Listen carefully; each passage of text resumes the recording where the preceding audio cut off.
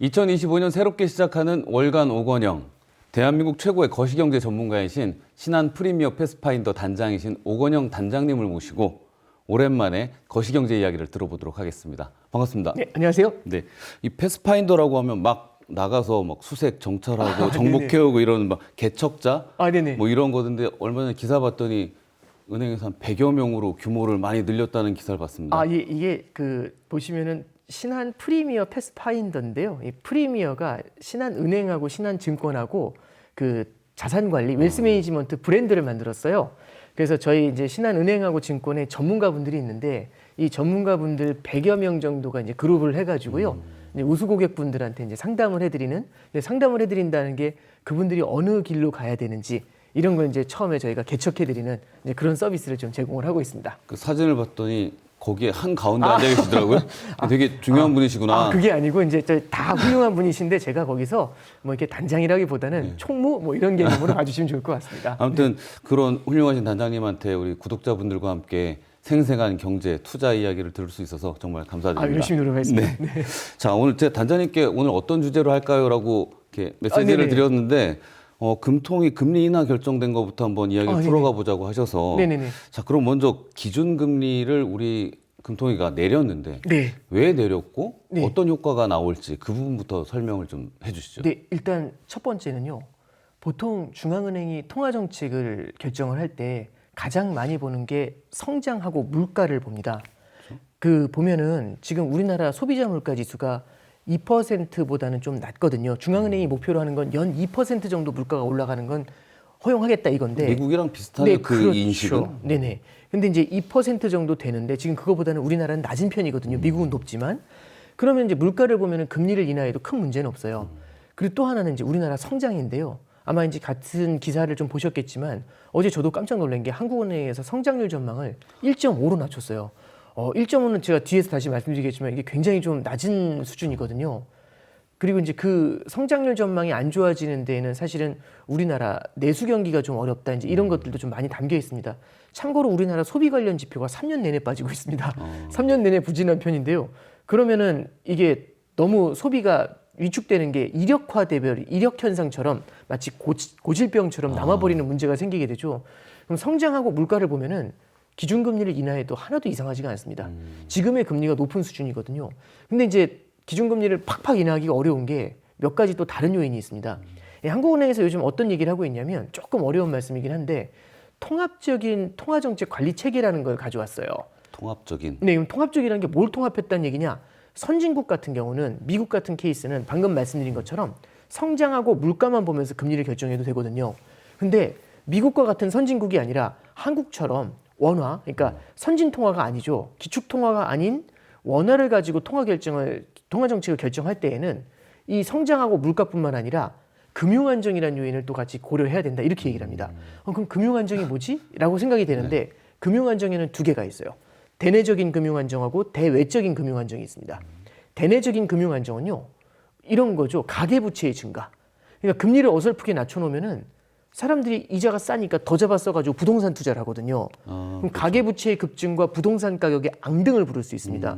그럼 금리 인하의 경기부양 효과보다는 주거비가 증가하고 부채의 총량이 증가하는 그런 불안감을 만들어내니까 대내적인 금융 안정을 바라보면서 성장하고 물가가 부진하더라도 부동산 시장이 준동한다거나 아니면 가계부채가 막 크게 증가하고 있을 때는 금리 인하에 신중해야 된다. 그렇죠. 요걸 하나 고려하자는 게 한국은행 얘기고요. 대외적인 금융 안정은 지금 이런 때입니다. 미국 금리는 높거든요. 근데 우리나라 금리는 낮은 편입니다. 근데 이제 둘의 금리 차가 높은 상태에서 우리나라가 금리를 확 잡아내리잖아요. 그러면 외국인들 입장에서는 좀 아무래도 금리 차가 높은 미국으로 이동하고 싶은 그렇죠. 생각들이 자본이 많이 들겠죠. 이동하겠죠. 그럼 우리나라에서 자산을 팔고 그렇게 판 자산을 그러니까 뭐냐면 이제 우리나라 뭐 부동산이나 채권이나 주식을 팔고 그렇게 팔고 나서 받은 원화를 팔고 달러를 사서 나가잖아요. 그럼 환율이 급등을 해버립니다. 그럼 우리나라 이제 아시는 것처럼 환율이 너무 많이 뛰게 되면은 아무래도 이 불안감이 커질 수가 있지 않습니까? 그래서 두 번째는 금융 안정 중에는 대외적인 금융 안정은 이퀄로 해서 말씀드리면 환율의 안정이다. 그렇게 볼 수 있는 겁니다. 그래서 지난 1월 달에도 되게 한국은행이 성장이나 물가만 보면은 당장 금리를 인하해도 문제가 없었거든요. 근데 가장 문제가 된 게 가계부채도 안정적이었지만 지난 1월 달에는 환율이 되게 불안했습니다. 그렇죠. 1,400원 예, 후반대까지 1,450원, 60원 이렇게 네. 뛰고 뛰는 것뿐만 아니라 막 움직이잖아요. 그러니까 이제 불안하니까 그때는 금리를 인하하기가 어려웠던 거죠. 그럼 이제 바로 나오는 질문이 아니 이번에도 아직 1,430원인데 그거 조금 내려왔다고 금리를 인하할 수 있느냐? 이제 이렇게 보시면 돼요. 우리나라 자체가 부진해가지고요. 외국인들이 막 도망가는 분위기에서 환율이 뛰어 올라가는 거 하고 달러가 너무 세요. 달러가 너무 세서 환율이 뛰어 올라가는 건 다르거든요. 우리나라 원화만 약한 게 아니라 유로도 그렇고 파운드도 그렇고 호주 달러, 뉴질랜드 달러 대부분이 다 약세입니다. 위안화도 마찬가지고요. 그러면 이렇게 해서 통화가 약한 거는요. 어느 정도는 익스큐즈가 됩니다. 그래서 요번에 보면은 말씀드린 것처럼 성장하고 물가는 부진하니까 금리를 낮출 요인이 되는데 가계부채도 안정적이고 그다음에 말씀드린 것처럼 환율의 문제도 크지 않을 것 같으니까 이 네 가지 조건이 통합적으로 오케이 사인이 들어오면서 금리를 인하한 거죠. 그래서 저도 이번에 인하할 때 딱 뭐부터 봤냐면 금리 인하 속보가 나오잖아요. 바로 환율부터 봤어요. 만약에 환율이 탁 튀어오르면 이거는 이제 불안 요인이 되는 건데 다행히 금리 인하하기 직전에 한 1,430원 초였는데요. 금리 인하해도 크게 변화는 없더라고요. 그걸 보면서 어쨌든 이번에 금리 인하는 성장에 방점을 두고 한 건데 대신에 환율의 불안은 어느 정도는 좀 제어해 놓은 상태에서 진행이 됐구나. 이제 그런 관점으로 좀 해석하시면 좋을 것 같습니다. 그런데 네네. 한 국가의 그 기준금리 결정이 아까 말씀하신 내수나 국제적인 이유 여러 가지가 있을 텐데 미국 예를 들면 막 작년에 여러 차례 내릴 것 같다. 미국 금리 인하를 연준이 많이 할 것 같다. 이런 분위기가 막 있다가 네. 최근에는 인상도 할 수 있다. 뭐 이렇게도 돌아섰는데 네네네. 미국의 그 분위기가 금리 네네. 분위기가 그렇게 인하 쪽으로만 가진 않는 것 같은데 네. 그런 상황에서 우리나라 금리가 이렇게 내려가면 네네. 이렇게 차이가 많이 벌어지면 발생하는 문제가 좀 있지 않을까요? 네. 환율이 상승할 수가 있죠. 그러니까 우리는 기본적으로 외환위기에 대한 트라우마가 남아있기 때문에 환율의 상승에 대해서 조금 많이 민감한 편입니다. 저도 환율 올라가는 거 별로 안 좋아하고요. 그러니까 이제 환율이 상승했었을 때는 당연히 수입 물가도 올라가는 문제도 있고 여러 가지 이슈들이 있을 수 있어요. 근데 이제 하나 좀 말씀을 드리면 환율을 안정시키려면 미국하고 금리 차를 좁혀놔야 돼요. 그렇죠. 그럼 미국 금리를 어느 정도 따라다녀야 되거든요. 근데 미국은 경기가 좋기 때문에 지금 미국 금리 10년짜리가 많이 내려왔는데 최근에요. 그래도 4점입니다. 근데 우리나라 10년짜리 국채 금리는 지금 2.7이거든요. 그러면은 사실은 미국 금리가 압도적으로 높지 않습니까? 그러면 만약에 환율을 안정시키고 싶으면 우리가 금리를 올려가지고 끌어다 붙여야 돼요. 미국에다가. 근데 미국 경기 좋으니까 고금리를 버티지만 우리는 못 버티지 않습니까? 그럼 환율을 안정시키려고 미국하고 금리를 따라다니잖아요. 그러면은 상대적인 고금리가 만들어지면서 우리나라 경기가 되게 힘들어질 수가 있어요. 그럼 이제 우리는 이걸 어떻게 봐야 되느냐?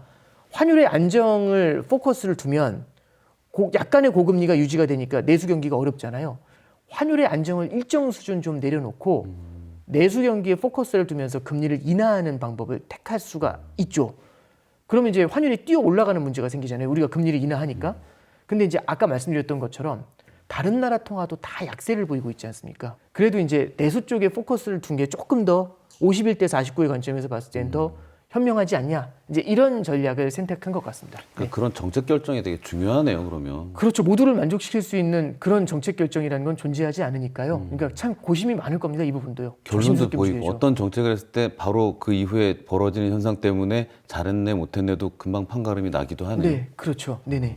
그러면 이게 성장 관점이라고 하면 네네. 얼마 전에 들은 얘기 중에는 2분기 말에는 우리가 수출 바닥 찍고 네. 좀 나아질 수 있다. 성장 전망치 아까 말씀하셨지만 1.5% 얘기가 나왔잖아요. 네네. 이런 경우로 봤을 때는 우리 국내 경기 전망은 그럼 어떻게 예측이 되시나요? 근데 이제 이 말씀드릴 때 저도 참 마음이 무거운 게 1.5가 왜 아까 전에 심각하다고 말씀드렸냐면 이렇게 보시면 될 것 같아요.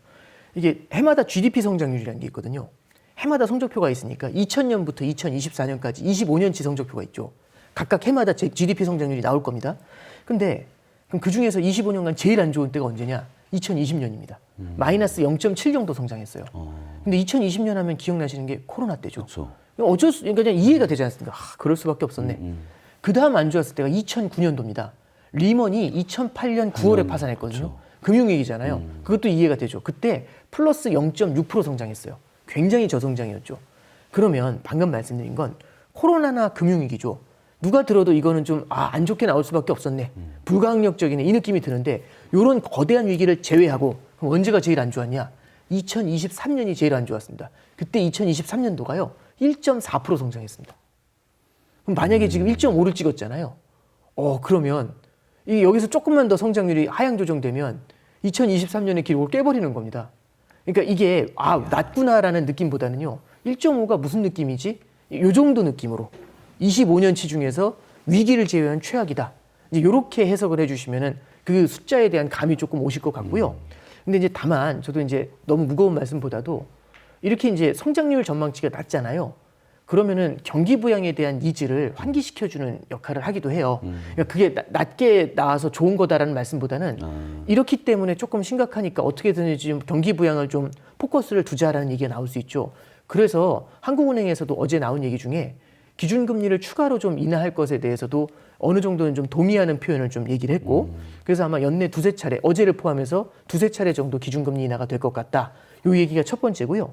두 번째는 추경에 대한 얘기가 좀 나왔죠. 그러면 이제 기준금리 인하나 추경이 2분기나 3분기 정도에 만약 나와주게 되면 이게 경기를 어느 정도는 좀 받쳐주는 효과는 있거든요. 그리고 이제 말씀해 주셨던 것처럼 수출도 만약에 2분기나 3분기 정도의 바닥을 좀 형성을 해주면서 다시 완만하게라도 돌아서 준다면 그럼 수출 쪽에서 올라오는 거하고 금리 인하와 추경으로 내수 쪽이 조금 회복되는 게 올라와 주면 3분기 정도부터는 그래도 온기가 좀 돌진 않겠냐. 이제 여기서 이제 말씀 조심해야 되는 게 그럼 하반기 좋아진다 이게 아니라 이제 안 좋았던 것들이 조금씩 회복세로 돌아서는 정도. 그래서 전반적으로는 성장률 자체가 낮은 거는 피할 수 없겠지만 그래도 2분기 정도를 저점으로 해가지고 올라올 가능성 이런 것들은 우리가 조금은 좀 두고 볼 필요가 있다라고 정리해드리겠습니다. 그럼 좀 더 어려운 질문이지만 그렇게 올라올 가능성까지 염두에 두고 1.5인가요? 예측치가? 저기 일단 추경이 얼마나 나올지에 대해서 감안을 하지는 못한 부분이 있고요. 그리고 또 하나는요. 이제 금리 인하의 효과도 어느 정도 잡히게 될지는 모르는 게 이제 잠깐 보시면 그 한국은행에서 그 금통이 끝나자마자 나온 게 그 성장률 전망치가 나온 게 있어요. 이게 분기별로 또 이게 우리는 연간으로 1.5를 말씀드렸는데 이게 또 분기별로도 나와요. 그렇죠. 분기별로도 나오는 걸 보면은 하반기에 회복하는 모습들을 좀 보여주고 있죠. 근데 여기서 하나 이제 말씀을 드리면 방금 말씀드렸던 추경이라든지 추경이 얼마가 나올지를 정확하게 추산을 할 수는 없지 않습니까? 그렇죠. 지금. 그리고 이제 금리 인하의 효과도 정확하게 핀셋으로 꽂아 놓을 수는 없는 거죠. 그리고 오히려 변수가 있는 게 관세 효과도 트럼프가 어떤 식으로 관세를 적용하게 될지 그런 불확실성은 굉장히 크지 않습니까? 그래서 정리를 이렇게 해드릴게요. 1.5라는 전망은요. 어디까지나 지금의 상황이 연간으로 이어진다는 가정을 했을 때 1.5라는 얘기입니다. 그럼 중간에 여러 가지 부양책도 나오고 악재도 터지고 하면서 막 이렇게 뭐라고 해야 될까요? 이게 변수들이 들어오겠죠. 그건 계속해서 바뀌기 때문에 한국은행에서도요. 계속 수정 전망을 냅니다. 방금 제가 1.5를 저희는 말씀드렸지만 작년 말에는 작년 한 10월 정도에는 2.1 봤거든요. 그러다 작년 11월에 1.9, 1.8 그러면서 지금 1.5까지 쭉 내려온 거죠. 이것도 이제 수정 전망이니까 개인적인 바람은 이제 좀 덜 이제 그만 내려오고 좀 위로 좀 상향으로 좀 조정됐으면 좋겠다. 이제 이런 개인적인 바람을 가져봅니다. 알겠습니다. 자, 그러면은 이제 시즌 2로 돌아온 트럼프 대통령의 속내를 좀 알아보고 싶은데 관세 얘기는 정말 많이 했어요. 관세를 들고 전가의 보도처럼 막 휘두르고 있는데 근데 이게 자국 기업을 보호하기 위한 무역 전쟁으로만 보이진 않거든요. 시장에서는 다들 이미 어느 정도 인지하는 게 관세라는 게 트럼프 행정부의 수단이지 목적이 아니다. 그런 것 같아요. 이렇게 이제 보고 있는 겁니다. 그러니까 관세를 때리는 게 궁극적인 목적이 아니라 관세를 통해서 뭔가를 얻어내려고 하는데요. 그 관세를 통해서 얻어내려고 하는 게 굉장히 말씀하신 것처럼 무역으로만 집중되는 게 아니라 굉장히 폭넓은 것 같아요. 그러니까 처음에 시작하자마자 관세를 때린 게 멕시코하고 캐나다한테 25% 부과한다고 하면서 마약 밀매를 통해 가지고 밀수를 통해서 미국으로 들어오는 걸 막아라. 근데 보통 일반적으로 그런 걸 막으려면 미국 행정부가 나서서 미국 군대를 동원해서 국경을 폐쇄하지 않습니까? 그렇죠. 국경을 관리하지 않습니까? 근데 그게 아니라 양쪽 국가한테 관세를 때린다고 하니까 캐나다하고 멕시코에서 군대를 동원해 가지고 못 넘어가게 자기들이 막아주죠. 그러니까 이제 이렇게 그럼 국방비를 절감하는 국방비라고 해야 되나요? 그 관리비를 절감하는 효과가 생기죠. 그러니까 이제 마약 밀수에 있어서도 그렇게 딱 들어오는 거고요. 두 번째 어디를 흔드냐면 콜롬비아에 불법 이민자를 돌려보냈거든요. 콜롬비아에서 안 받는다고 하니까 그럼 관세 때릴게 이렇게 하니까 받을게요. 이렇게 바뀌어 버립니다. 그럼 이제 세 번째 때린 게 뭐였냐면 때린 게 아니라 이제 그 이제 말로만 한 게 뭐냐면 브릭스 국가들이 통화를 자국 통화를 만들어 가지고 자기네들끼리 통용되는 통화를 만들어서 달러에서 이탈하려고 그런 생각을 좀 한다는 첩보를 받은 것 같아요. 그랬더니 바로 얘기한 거죠. 혹시 달러 피해 가지고 다른 장난 칠 거면 100% 관세 부과하겠다고. 그럼 지금 여기까지 말씀드린 것 중에 무역 얘기는 한마디도 없습니다. 무역을 위한 관세는 한마디도 없습니다. 그리고 농담처럼 인터뷰할 때 나온 게 만약에 중국에서 시진핑 주석이 중국이 대만을 침공한다고 하면 어떻게 하실 겁니까? 그랬더니 이제 트럼프 대통령이 얘기하는 게 그 워딩 그대로 말씀드리면 저는 제 친구인 시진핑 주석한테 전화를 할 겁니다. 그러면서 미안하지만 관세를 100% 부과할게요. 이렇게 얘기하면 군대를 물릴 것이다. 이제 이런 얘기를 합니다. 지금 네 가지 말씀드렸는데 하나도 관세 무역하고는 상관이 없죠. 관계가 없어요. 근데 이제 또 다섯 번째는 뭐냐면은 무역에 대해서도 들어가는 이유는 일단 첫 번째는 멕시코하고 캐나다 그다음에 중국을 흔들었거든요. 그리고 지금 EU를 흔들겠다고 오늘 이제 예고를 한 상태입니다. 네네. 지금 미국한테 무역 흑자를 기록하는 국가 1등부터 5등까지가 중국, 캐나다, 멕시코, 아일랜드, 독일입니다. 아일랜드하고 독일은 개별 국가가 아니라 EU로 묶으면 되니까요. 그 다음이 이제 뭐 베트남, 일본, 한국 뭐 이제 그런 국가들이 이제 뒤에 이제 있는 거죠. 그래서 보시면은 지금 상위 5개국을 지금 벌써 흔들고 있잖아요. 그럼 이건 결국에는 무역도 마찬가지로 흔들어 놓겠다는 얘기고, 그 다음에 철강으로 흔들고 자동차로 흔들고, 그러니까 국가로 흔들다가 철강 자동차로 흔들고 상호 관세로 뒤집고 막 현기증 나게 흔들지 않습니까? 그러면 궁극적으로 어떻게 되냐면 어느 국가나 불확실성을 싫어합니다. 그렇죠. 왜냐하면 기업들이 불확실성이 크면은 설비 투자를 할 수가 없지 않습니까? 그럼 이거 불확실성을 어떻게든지 빨리 끝내고 싶은 거거든요. 그럼 상대편이 불확실성을 못 견디면은 쫄리잖아요. 그럼 초조해지면서 빨리 협상을 하고 싶어 합니다. 그러면 오늘 큰 주제인 환율하고 같이 얘기를 네네네. 해보면 그럼 결국 지금 미국은 엄청난 강달러잖아요. 네, 그렇죠. 아까 말씀하셨지만 미국 이외의 나라는 다 통화가 약한 상황. 네, 그렇죠. 거기에 무역에서 흑자를 노리고 있고. 네. 그럼 이 강달러 기조를 계속 유지하는 거는 제 상식적으로는 네네. 강달러 상태에서는 무역에서 불리하지 않나요? 그렇죠. 그럼 미국은 앞으로 강달러를 계속 유지할 건지 네. 아니면 달러 약세를 바라는 건지 궁금한데요. 이 시장에서도 달러 약세를 선호할 것이다 이렇게 얘기를 하고 있는 게, 사실 트럼프 행정부도 1기 트럼프 행정부 때 달러 약세를 초반에는 만들었었어요. 그리고 트럼프도 무슨 얘기를 하냐면 중국이 환율을 갖다가 장난을 치면서 우리한테 미국한테 일방적인 손해를 보게 하고 있다. 그러면 상대국의 통화가 약하다는 건 내 나라 통화가 강한 게 부담이라는 얘기로 해석할 수가 있죠. 그래서 이번에 최근에 이제 스콧 베센트 재무장관이 그 얘기를 해요. 우리는 강달러를 원한다. 그러니까 저도 보고서 놀랬는데 그 뒤에 뭐라고 얘기하냐면 우리가 강달러를 원한다고 해서 다른 나라가 약세 통화를 만드는 걸 허용하겠다는 뜻은 아니다. 이렇게 얘기를 해요. 이게 사실 앞뒤가 안 맞는 얘기거든요. 그러니까 뭐냐면 내가 강하면 상대가 약할 수밖에 없는데 너는 약하면 안 되는 나는 강해야 돼. 이렇게 얘기하는 겁니다. 이게 무슨 소리일까요? 그러니까 모순이죠. 네. 이게 모순인 건데 이렇게 생각하시면 될 것 같아요. 미국은 이런 모순적인 얘기를 하고 있는 이유가 두 가지가 있습니다. 미국은 강달러가 필요합니다. 왜냐하면 달러 패권을 유지하려면 통화의 매력이 있어야 돼요. 그래서 일방적인 약달러가 되면 달러의 패권이 흔들릴 수 있거든요. 그래서 강달러를 표방합니다. 여기서 중요한 단어가 표방합니다입니다. 근데 이제 안으로 들어와서 실제 속으로는 지금 미국은 무역 흑자를 내야 되거든요. 무역 적자를 줄여야 되거든요.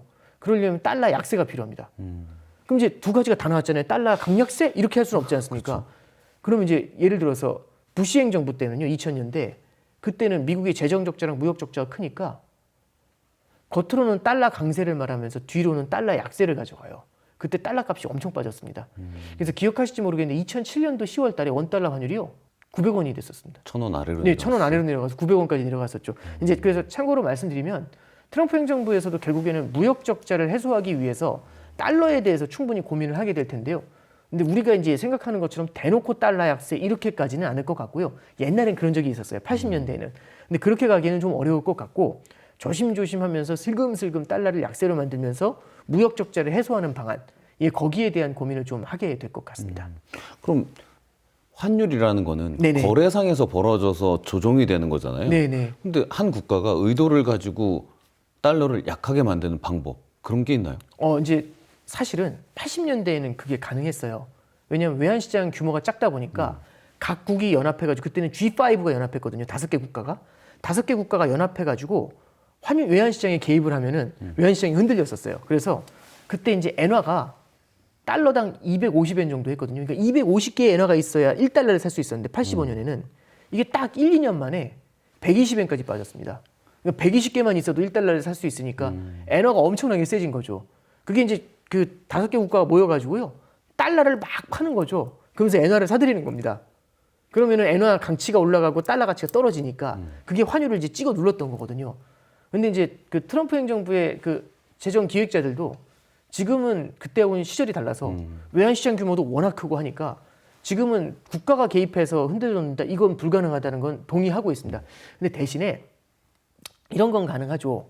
뭐냐면 막 반토막을 내버리고 이런 건 아니지만 시장의 방향 물꼬를 갖다가 살살 틀어줄 수는 있죠. 그래서 뭐 5에서 10% 정도 환율의 방향성을 이렇게 바꿔놓는 것들은 어느 정도는 좀 하거든요. 대표적인 케이스가 최근에 이제 스콧 베센트라는 사람이 그 재무장관이 무슨 얘기를 하냐면 요즘 보면은 이 환율이요. 양국 간의 10년짜리 국채금리 차를 반영하는 경향이 좀 강해졌어요. 그게 좀 뚜렷하거든요, 요즘은. 물론 매번 그렇다는 게 아니라 지금 시기에는요. 10년 국채금리 차가 좀 영향을 많이 줘요. 그럼 이제 이럴 때는 보통 어떻게 움직이냐면 보통 이제 10년 국채금리가 미국이 높으니까 달러가 센 건데 이 10년 국채금리를 갖다 이렇게 살짝 눌러주면 이 금리차가 줄어드니까 달러가 약세로 갈 수 있잖아요. 그럼 10년 국채금리를 어떻게 누를까 이제 이런 고민을 하는 그렇죠. 겁니다. 그래서 요즘 이제 베센트가 얘기하는 건 에너지 생산을 늘리자. 그럼 에너지 가격이 하락할 거지 않습니까? 네. 에너지 가격이 하락하면 물가 상승 압력이 줄어들게 될 거고 그거는 금리를 낮춰주는 요인이 된다. 뭐 연준이 그렇죠. 낮출 수 있는 예, 기회가 생기니까. 그렇죠. 그렇게 하면 이제 10년 국채 금리가 내려오면서 달러를 갖다가 너무 강한 걸 좀 제어할 수가 있죠. 두 번째는 국채 시장으로 돈이 많이 흘러가잖아요. 그럼 돈이 넘치게 되면 굳이 높은 금리에 돈을 빌릴 필요가 없습니다. 국가도. 그래서 국채 시장으로 유동성이 많이 흘러 들어갈 수 있게 조작을 해주면 되죠. 그래서 이제 규제를 갖다가 좀 조절할 수 있습니다. 그 규제가 어떤 거냐면 시중은행들, 미국 시중은행들이 이 국채를 많이 샀었어요 옛날에. 근데 2년 전에 SVB 사태라는 게 있었습니다. 그 SVB 은행이 파산을 했거든요. 네네. 파산한 이유가 예금 받아서 장기 국채에서 망했었어요. 그러니까 SVB가 무너져 죽는 걸 보면서 너무 깜짝 놀란 거죠. 그 친구들이 아 그럼 이거 안 되겠구나. 그리고 미국 당국에서도요. 야 이거 과도하게 국채를 사다가 이렇게 죽는구나. 그래서 국채 많이 못 사게 규제를 계속 강화하려고 하고 있었어요. 근데 이제 이 규제를 되려 풀어버리면 장기 국채를 되려 살 수가 있죠. 은행들이 장기 국채를 계속 그렇죠. 사면 그래서 트럼프도 그렇고 베센트 재무장관도 그렇고 은행들에 대한 규제 완화가 되게 필요하다. 그러면은 장기 국채를 사는 사람들, 그러니까 장기 국채 시장 쪽으로 유동성이 흘러 들어가니까 금리를 누를 수가 있겠죠. 그러면은 일정 수준은 달러의 강세, 기세등등한 달러의 강세를 억제하거나 내지는 달러 값을 조금이라도 좀 잡아내리는 이제 그런 기능을 할 수 있죠. 그래서 말씀드렸던 것처럼 과거처럼 막 확 잡아내리고 이거는 사실 불가능한데 어느 정도 정책적으로 환율의 변화를 갖다 물꼬를 갖다 조금씩 틀어주는 전략들 이런 것들은 유효하게 고민할 수 있을 것 같습니다. 다른 자산들이 무너질 때 달러 값이 탁탁 튀는 경우가 있어요.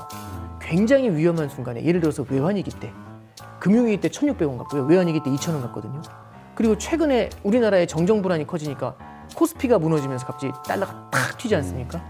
그러니까 그러면 약간 달러는 다른 자산이 무너질 때 달러가 뛰어서 받아주니까 하나의 포트폴리오의 보험 같은 케이스죠.